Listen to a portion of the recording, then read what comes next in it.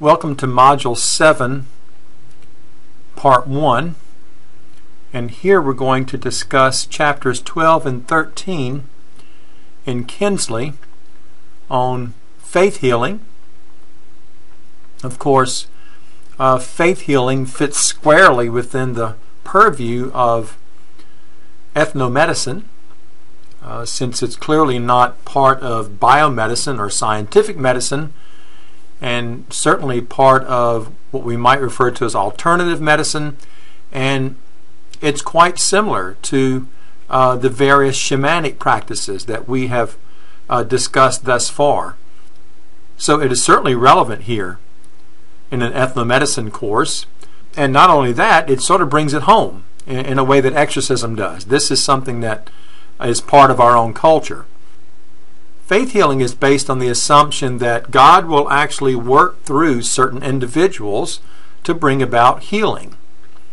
And believers trace this notion back to the book of Acts, of course, where it discusses the day of Pentecost, when the Holy Spirit was poured out on individuals, and they received the gift of healing and the gift of knowledge and of tongues and so forth. You can read about that in the book of Acts. So their claim is at least biblical. We can say that much for it. It tends to be associated primarily with Pentecostal and more fundamentalist groups. It became popular during the late 1800s. Really, there wasn't much of this before the late 1800s. And then once again, after World War II, there was another resurgence of faith healing. And that's when a lot of the very popular faith healers gained some notoriety. For example, Oral Roberts, someone you may have heard of. Well, let's first look at what Kinsley has to say, and then I will give you my thoughts on this phenomenon. First, in Chapter 12, Contemporary Faith Healers. Of course, once again, I'm assuming that you've read these chapters carefully, and I'm just going to hit just a few high points, a few highlights. Kinsley mentions, I think it's 11 different characteristics of contemporary Christian faith healers, and I thought we would look at a few of the more important ones.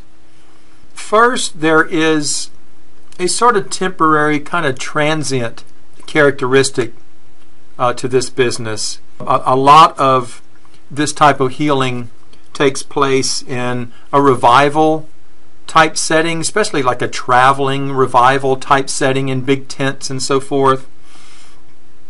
And as Kinsley writes, that reflects the transient nature of the faith healer. Let me also mention that faith healers themselves have also, many times, have themselves suffered through some sort of illness, may come from a very poor background. The whole idea here is to get across the point that we're talking about something that, again, is anti-structural. Remember, we came across this in our discussion on shamanism. What they're doing here is something that's not part of the everyday world we live in. It's part of a special world, a world where miraculous things can happen. So it makes sense that they would use, sort of temporary revival type tents, and the healers themselves would identify with the lower socioeconomic class, and they themselves have maybe suffered through some traumatic illness. So all of that fits within that context of establishing the sort of quote-unquote anti-structural aspect of what's going on. These healers are often very charismatic individuals who have the ability to really whip the crowd up into a frenzy. Some of you might have been involved in some of these healing revivals. I certainly have been to quite a few of them. And these people are quite good at arousing the faith and confidence of the believers, and they're quite talented in regard to their speaking abilities. They're very charismatic. The whole show is quite impressive. If you just go to YouTube and type in Benny Hinn, Hinn, and you can see how impressive these things are with the music and the crowds and the noise, and basically, as you read in either 12 or chapter 12 or 13, these people have the ability to sort of pre-adapt the congregants to expect healing to take place. And so by the time the service gets kicked off, people are simply expecting healing to take place. Faith healing is often framed within the context of spiritual renewal or conversion. So-called altar calls are often a staple at these healing revivals. Also, too, people are filled with the Holy Spirit, and they're slain in the Spirit, etc. So spiritual renewal, or even flat-out conversion for those who have not, quote-unquote, been saved, is an important part of these healing ceremonies. Illness is often attributed to, let's say, demonic spirits, or maybe Satan itself. And so therefore, exorcism is often called for to bring about healing.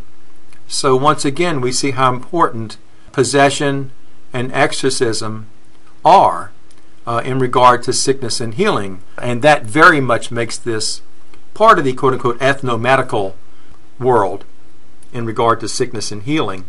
In the United States, as I probably mentioned already in one of our modules, we have so-called deliverance ministries in a lot of sort of non-denominational, maybe Pentecostal fundamentalist churches, where it's assumed that virtually almost everything that affects us can be attributed to some malevolent entity, and therefore an exorcism is called for to bring about healing. There are a lot of shamanistic type characteristics that are associated with faith healers and faith healing. Here are a few. Number one, some healers claim to sort of go into a kind of a trance that allows them to see things that they normally cannot see. Also, some claim to have some sort of audience with God. So God told them to do thus and so, for example. A few have claimed to have spirit guides, which they say are angels. And some claim to be able to actually see illness, or at least to discern illness. And all of these things, and of course there's exorcism as well, and so all of these things we would refer to as shamanistic characteristics of even American faith healing. So another reason why it fits squarely within the realm of ethnomedicine. Some faith healers are distrustful of conventional medicine, but by and large I would say that most don't really see a conflict between the two. I would think that probably the majority have no problem with seeking conventional medical care as long as they're also seeking spiritual care and faith healing. So it's as if the two sort of complement one another. A few points from chapter 13. Kinsley begins the chapter by telling us that this is healing in contemporary North American Christianity. He begins the chapter by explaining that faith healing involves framing the illness or the sickness in a theological context. And what's important there is for people to understand, of course within this context, for people to understand that sickness and disease is meaningful. You know, that there is a purpose, there's a design, God has a plan in mind. In other words, they don't live in a strictly random materialistic universe. There is a meaning and purpose to things, a meaning and purpose to sickness. And so it's important to establish that fact. So sickness is not considered to be a random phenomenon, but actually is related to the divine plan in some kind of way. Now, it's also thought that a person can make themselves vulnerable or susceptible to sickness. So in other words, it may be an indication that you're simply not right with God, quote unquote. And here I'm thinking along the lines of the so-called penal interpretation of evil, an Old Testament idea whereby people suffer because they've wronged God and they're being punished for their sins. So hence the obvious need for spiritual renewal and conversion. As was mentioned in the discussion of chapter 12, sickness is also thought to be caused by malicious spirits and other malevolent and satanic forces. And of course these things don't really have anything directly to do with God, although of course all things come from God, but They don't have anything directly to do with God, but it may have something to do with the individual. Has this individual comported themselves in some kind of way that's left them open and susceptible to these influences? Have they done something they shouldn't be doing? So again, we see the idea of spiritual renewal here. The two most important mechanisms of healing are praying and the laying on of hands. Of course, praying would just be the conventional, you've probably been to a church service and certain names are thrown out, and so-and-so is asking for your prayers. She has a husband who's in the hospital, etc. So there's that kind of praying that's done. And there's also laying on of hands, where either one individual or a group may lay their hands on someone and pray for them. And in that way, sort of transfer some sort of power from themselves to the individual. And when I think about this, the laying on of hands, which is very popular in American Christian faith healing, I think of the Kung Bushmen, because that's precisely what they do. And of course, in addition to prayer and the laying on of hands, there's finally exorcism. Obviously another important mechanism of healing in this context. Well, so just a few final comments. You could probably, at this point in time in the semester, you can probably guess what anthropologists say about this. Clearly, we're going to err on the side of caution. We're going to invoke Occam's razor. The simplest explanation is probably the correct one. And before resorting to supernatural explanations, we're going to look for natural ones. And so in the context of world religions, if we're to be consistent here, we're not going to accept one religion's claim of any kind of spiritual reality. In other words, we're not going to accept the emic explanation as the actual or real explanation of what's going on. And so remember cultural relativism, right? We're anthropologists. We look at religion as a universal phenomenon. We don't bias one. We try to stay impartial, etc. And if we do that, I think we can find a much more parsimonious and elegant explanation if, again, we just look at psychotherapeutic aspects. Here, we have individuals who are within a context in which healing is expected. There's the means there. There's certainly the desire. There's a lot of confidence in the process. There's a holy book that backs all these things up that supposedly is written by God. And so a person is ripe and very much, as I said earlier, pre-adapted for healing to occur. And so it's not surprising that healing often does occur.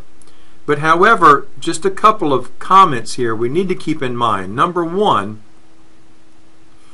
along the lines of being critical, because if anthropology is anything, it's critical, which is a good thing to do, be responsibly critical.